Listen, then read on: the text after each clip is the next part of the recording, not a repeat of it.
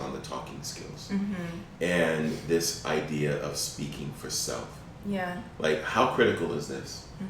Like, speaking for self, and meaning I am going to be responsible for me, and I am going to communicate what's going on inside of me, and I am expecting that you're going to do the same.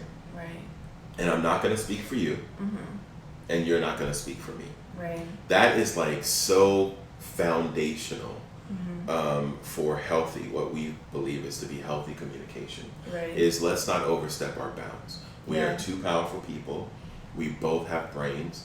We Yeah. both have thoughts, feelings, emotions, wants, and needs. And it's up to us to each bring our whole self and to communicate from our perspective. Yeah, yeah. Right? So when we speak for ourselves, we're being self-responsible. But when we start speaking for the other person and start telling the other person what they're thinking, what they're doing, or how, then we're being over-responsible. Yeah. That's not our responsibility. Our responsibility is for ourselves. Yeah. And if we're speaking for no one, then we're being under-responsible. Yeah, yeah. So, you make me angry, right?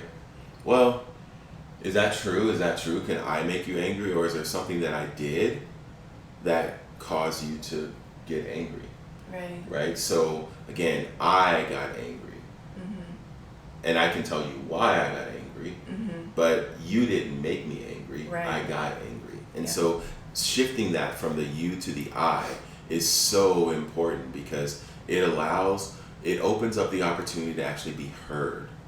Because if you tell someone that they make you angry, No, you just caused a fight. That's fight talk, right? yeah, that's fight talk. Yeah. So when you're using words like you, we, they, everyone else, you're typically being over-responsible because you're speaking for other people. Self-responsible has I in it all day long, right? Yeah. And it allows you to take responsibility for where what you own in that particular situation.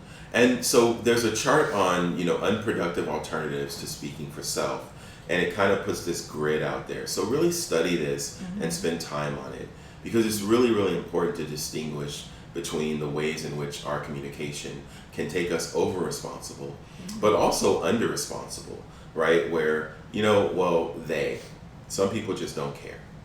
Well, who specifically, right? And so whenever we're assigning blame on just the thing or the people or a group, it actually is also being under responsible for the way that we're feeling as well. So speaking for self makes our message clear, and it also makes it easier to be heard. It reduces defensiveness in the other person. When Trisha can tell me, like, I am getting this, or I am feeling that, I'm in a much better place to hear that than her telling me that you are doing this to me. And it also takes her power away in a way, right? Because she's saying that I have that much influence and control, that I can make her angry, that I can make her happy, and that I can make her sad. No, I can do things that cause those things. And when I understand that, I can then make a choice to change my behavior, my words, and my actions. So again, two powerful people. We don't want to lose our power in this relationship. Right. Yeah. You want to go on? So the speaking for self is, again, speaking that place of I. Then we disclose our sensory data, or we describe our sensory data, and we're going to run around the world really quickly, because now we're in this idea of the talking skills. So number one is hold the position that you're speaking for yourself. Number two, describe the sensory data. We don't need to go into that. We've already covered it, I think. Number three is then express the thoughts. Number four is share your emotions. And then you get to disclosing your wants. And lastly, state actions. Yeah. And that's it. Simple. Done. As Trisha said, though, practice, practice, practice. We won't build these skills. Like, this is like building muscle, right? Yeah. We don't gain new muscle and we don't shed the fat if we're trying to, like, change our body. Yeah.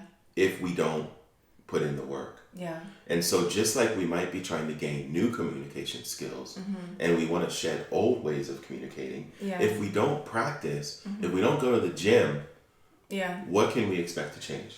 Yeah, exactly. Well, and in a little bit we will include a video where we'll be recording us using the mats, so you can see what that looks like, and standing on the mats, and that part is very important as well. I mean, we talked about the pad where you can write it down to get your own self-awareness, but using those pads is the whole thing. That's really the main thing that's part of this program.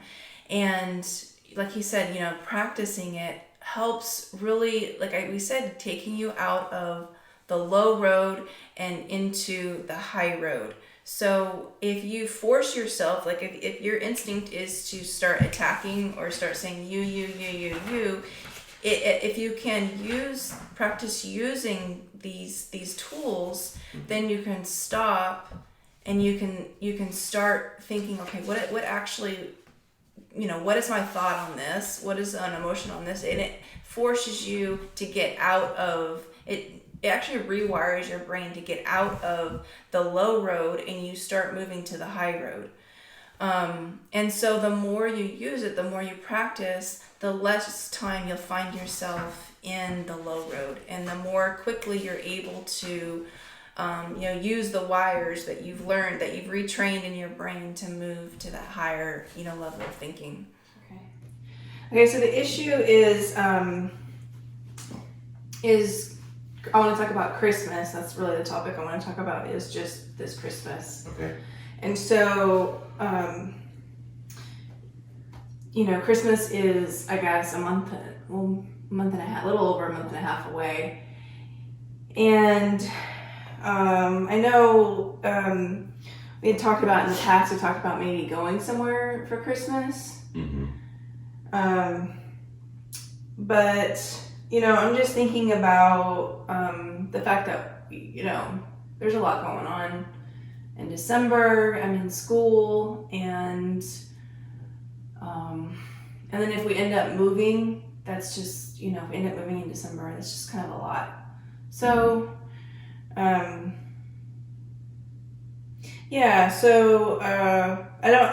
I just don't want to get overwhelmed.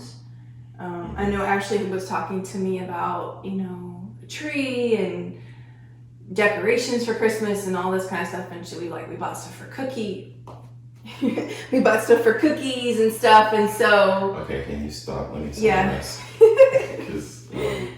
So we talked about going somewhere. Yeah. And Christmas is not that far away, like a little over a month and a half or so. Right. And we have a lot going on. You have school. Yeah. We have the possibility of moving. Right. And it sounds like you and Ashley are having conversations and making preparations already for Christmas. Yeah.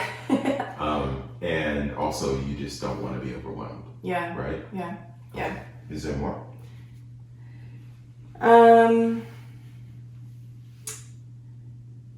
Yeah, so I know I'm also thinking about how your dad just went on hospice, and so there's a lot going on, and so I don't want to get overwhelmed. It feels a little overwhelming to think about trying to plan a trip. Mm-hmm. So I'm just thinking about just keeping it simple this year, and maybe I'm thinking maybe we do Christmas here or go to my brother's house or something. I don't know, but I just want this Christmas just to be very peaceful and just not not stressful. Mm-hmm. So you don't want to have stress and be overwhelmed. Mm-hmm. And I'm hearing you say that, like, the thought of planning right now with everything else that's going on, Mm-hmm. with my dad on hospice and just other things, Mm-hmm. that it might just be better just to have Christmas here or at your brother's house, Mm-hmm. but something that's just more low key and less stressful. Yeah. That's what you want. You don't want stress. Yeah. Okay. Is there anything else? No, I think that's it. Okay. Yeah, I guess I would just maybe I just want to know, from you, on your side of it, and then even the kids, if everyone's, okay with just staying here. Okay. So you wanna check in with everybody and make sure that you understand what everybody else is thinking and what they want for Christmas too. Yeah. Yeah. Yeah. Okay. Is there anything else? No.